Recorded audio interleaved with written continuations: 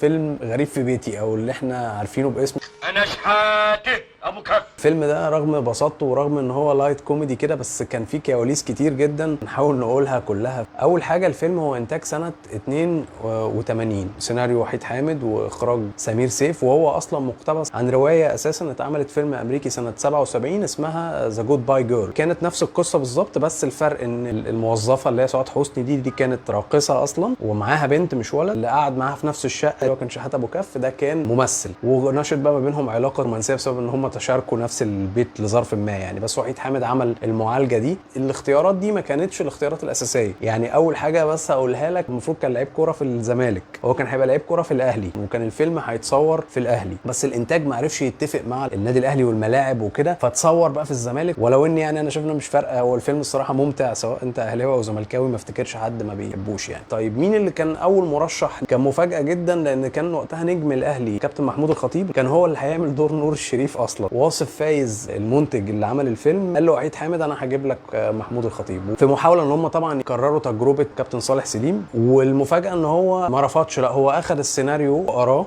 وقعد يتدرب فعلا عليه 3 اشهر اقرا في الفيلم ده.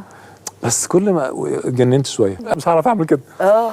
فقعدت بعد 3 اشهر اعتذرت. بجانب رفضه التمثيل، لما قرا السيناريو حس ان هي ايه، هتبقى صوره لاعب كوره مش حلوه قوي، اللي هو جاهل ومش عارف حاجه نصب عليه. دي من ضمن الاسباب، غير طبعا اقتناعه ان هو هيقدر يمثل وهيقدر يقف قدام سعاد حسني وكده. الترشيح الثاني كان مفاجاه برضه، ما كانش نور الشريف. الترشيح الثاني كان عادل امام، بس في الفتره دي كان عادل امام اكتف جدا وكان نشيط جدا يعني. في فتره 81 82 اللي هي الفتره اللي اتصور واتعمل فيها الفيلم، عادل امام عمل حوالي من 7 ل 8 افلام، 6 افلام بس سنه 81. كان طبعا اكيد بيصور حاجات تانية، فطبعا كان منشغل فما عملش الدور. بداوا يفكروا في مين ممكن يعمل الدور، فكان الاختيار هو نور الشريف. كان هيعتذر برضو على الدور. في حاجه حصلت خلته يوافق، كان بيعمل مسلسل اسمه اديب، مسلسل ميلودراما قوي جدا، بيحكي عن شاب عنده تشوه وعنده اتب وكده، حد شكله مش لطيف فالناس بتنفر منه، فازاي هو يقدر يتعامل معاهم. فكان مسلسل معقد شويه، كان بيعمل فيه ميك اب كبير جدا، كل ما يصور مشهد بيعمل الميك اب ده، فالموضوع طبعا مرهق جدا. وهو اتكلم عن المسلسل قال ان الدور كمان بما انه هو راجل بيحب يعيش في الشخصيه، فالدور اصلا كان هيجيب له اكتئاب من كتر ما هو مركب ومعقد نفسيا. فلما اتعرض عليه غريب في بيتي، حب ان هو ياخد التجربه عشان تبقى حاجه لايت كوميدي، يطلع شويه طاقه في غريب في بيتي بسبب التعب اللي هو بيتعبه في مسلسل قديم. كانت فتره صعبه، لان هو كان بيقول ان هو بيخلص تصوير 10 بالليل، يمشي من المسلسل يروح استوديو نحاس ينام ويصور غريب في بيتي من 1 بالليل ل6 الصبح، بعدين يروح يكمل المسلسل. بيقول ان انا كنت احاول ان انا اقعد مع العمال التصوير بتاع غريب في بيتي عشان اهزر وبفك شويه، لان الدور بتاع اديب ده كان صعب جدا، فانا صعب ان انا اعمل الدورين في نفس اليوم، فلازم يعني زي ما بنقول كده افك او ايه، اغير مود شويه عشان اقدر اتعامل يعني. وفعلا هو تعامل وحب الفيلم جدا، لدرجه سعاد حسني بعد ما الفيلم بدا حبتش تكمل، وقالت انا حاسه ان الفيلم لايت قوي ومالوش مسج يعني. فهو اقنعها انها تكمل، ولا ان ده فيلم لايت كوميدي واحنا لازم نعمل حاجات متنوعه، وانا هو بعمل مسلسل وفي نفس الوقت بعمل الفيلم ده، حاجتين عكس بعض. فهي كملت بعد ما نور الشريف اقنعها. الفيلم بقى لما اشتغل كان فيه شويه مواقف كوميديه حكاها نور الشريف. اكتر مشهد بيفصلني انا شخصيا هو مشهد لما دخل البيت واخد ازازه اللبن والبيض وعمل اللبن على البيض بتاع الولد ابن سعاد حسني وشربهم. يعني شنودة كان عامل موسيقى للبن وهو بيخلص يعني عشان انت ازازه اللبن انت مش هتشوف خلصت ولا لا، فهو عامل موسيقى اللي هو التدرج بتاع ازازه اللبن دي وهي بتخلص.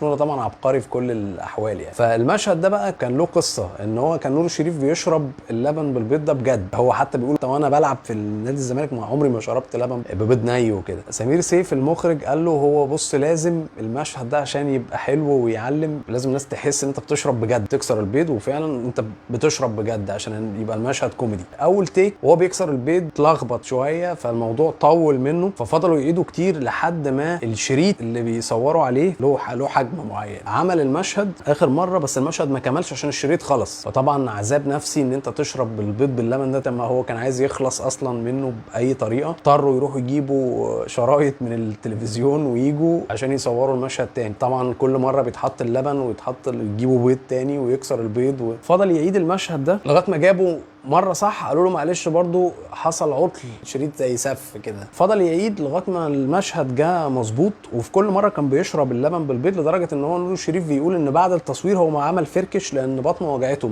شرب مثلا 3-4 كوبايات لبن ب 30 بيضه مع بعض، فطبعا مأساة، فما قدرش يكمل فركشه التصوير. يعني من المشاهد برضو الجامده ان هو بعد طبعا ما شرب اللبن، لو انتوا فاكرين الفيلم، هي بتقوم تتخانق معاه طب انت شربت اللبن والبيض بتاع الطفل، فقال لها طب انا هطلع اجيب مكانهم، وطلع يجري. المفروض ان هو بيجري الساعه 7 الصبح، وهو فعلا كان التصوير الصبح بدري. فوهو بيجري طبعا فاكرين كان في جاريه كوميديه جدا بيجري برجله بطريقه معينه كده عشان يبان مضحك يعني. فوهو بيجري في كلب جرى وراه. هو كان عنده ذكريات سيئه انه في فيلم قبل كده كان بيصوره وصور في الشارع والكلب برضه عضه. هو حس طب ايه، طب انا لو وقفت لو فضلت اجري هو هيفضل يجري ورايا ومش هيسيبني غير لما يعضني ونخش في 21 يوم. طيب لو وقفت انا هبوظ المشهد، بس هل ابوظ المشهد ولا اكمل المشهد وابقى فريسك ان الكلب يعضني؟ فقرر ان هو يوقف المشهد ويهوش الكلب كده بطوبه عشان خاطر ما يعضوش، وباظ المشهد وتعاد بعدها تاني. من الافلام الحلوه اللي اتعملت عن الكوره، ورغم ان هو لايت كوميدي بس هو الكوميديا بتاعته حلوه. يعني كوميديا موقف، مش لازم ممثل يطلع يرمي افيهات في وشنا علنا كده، لا هو كوميديا مواقف. معهوش بطاقه فبيوريهم الجورنان ان انا لعيب الزمالك الجديد اللي الناس جايبيني، فماشي بالجورنان كانه بطاقه. دي كل الكواليس بتاعت غريب في بيتي او شحات ابو كف. اتمنى ان انا اكون قلت لكم حاجات جديده، بس في افلام كتير اتعملت عن الكوره. يا ريت تقولوا لنا في الكومنتس ايه افضل فيلم اتعمل في السينما المصريه عن الكوره. يعني انا يمكن 4-2-4 هو الايقونه. لو حابين فيلم معين او فنان معين نتكلم عن كواليسه اكتبوا لنا في الكومنتس. لو عندكم اقتراحات، لو عايزين حاجات معينه نتكلم فيها، مستني رايكم، وان شاء الله استنونا ونتكلم عن فيلم جديد. شكرا.